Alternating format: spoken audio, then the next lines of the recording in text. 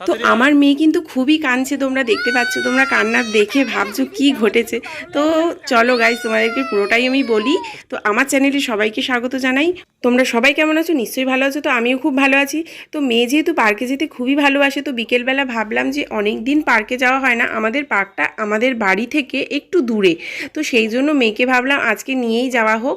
তো ওর বাবার বাইকে পেছনে বসে আমরা দুইজনকে নিয়ে গেছিলাম, যেহেতু ওর ভাইজিও যাওয়ার জন্য বায়না করছিল। তো দুজনেই যেহেতু ছোট, দুজনকে না নিয়ে গেলে বাড়ির মধ্যে ভালো লাগে না। ওকে নিয়ে যাচ্ছি তো ওকে নিয়ে যাবো না, তো সেই জন্য দুজনকে নিয়ে রওনা হলাম পার্কের দিকে। আর আমার মেয়ে এত ভালোবাসে পার্কে, স্লিপ বলো, দোলনা বলো, ঢেকি বলো, যা দেবে তুমি তাতেই ও খুশি। কিন্তু পার্ক থেকে বাড়ি আসবে না।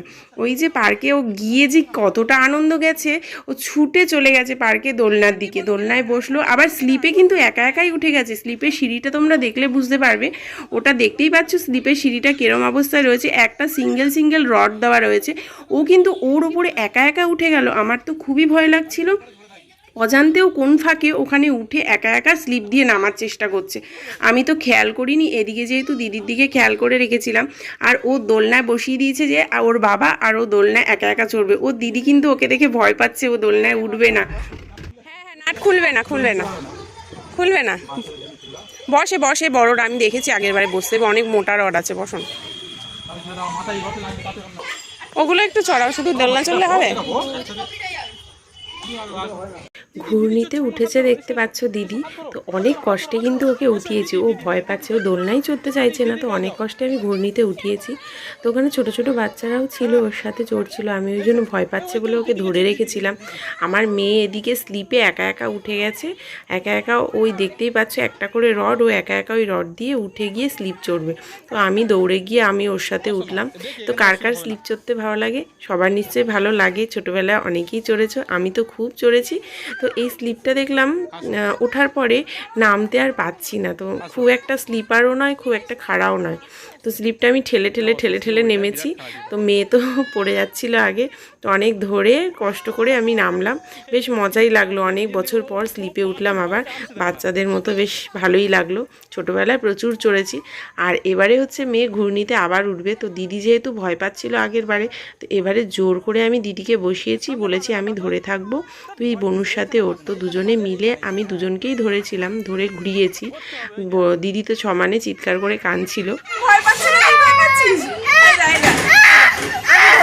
আমি ধরে রেখেছি, তুই পাটা এই ওপরটা দে, এই ওপরটা দে। হ্যাঁ হ্যাঁ, হয়েছে। ওইটা এটা ওপরে দে, ওই কানে পা দে, সামনে কানে পা দে। এইখানে পা দাও, কিচ্ছু হবে না, দেখ বাইকের পা দে। হ্যাঁ বলেছে তো, এবার দেখ না কি সুন্দর, দেখ না কাকিম ধরে আছি। যা আমি দুজনকেই ধরে নে, মাম্মা এখানটা পা দাও।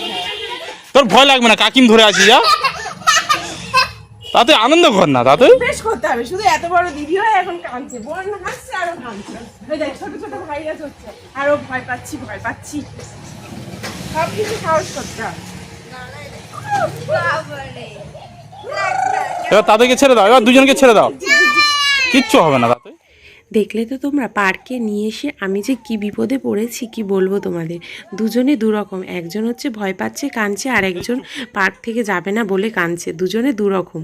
তো যেহেতু দিদি যেহেতু অনেক কষ্ট করে তোলা হয়েছে, কান্নাকাটি করছিল বলে ভয় পাচ্ছে। আর বোন হচ্ছে যেখানে উঠছে সেখান থেকে নামবে না, সেটা দোলনা বলো, ঢেকি বলো, আর স্লিপ বলো, ও সবগুলোই চড়তে ভালো লাগছে ওর। আর দেখো না, ওই যে ছেড়ে দিয়েছি, ওখানে উঠে দাঁড়িয়ে পড়ছে। ও ঢেকি চড়বে বলে ওই জন্য ঢেকির দিকে বারবার করে তাকাচ্ছে। তো ওখানে চড়া হয়ে গেল, তারপরে ঢেকিতে চড়িয়েছিলাম। তো ঢেকিতে যেহেতু দিদি চড়তে চায়নি, তো দিদিকে আর জোর করিনি, যেহেতু খুব কান্নাকাটি করছিল।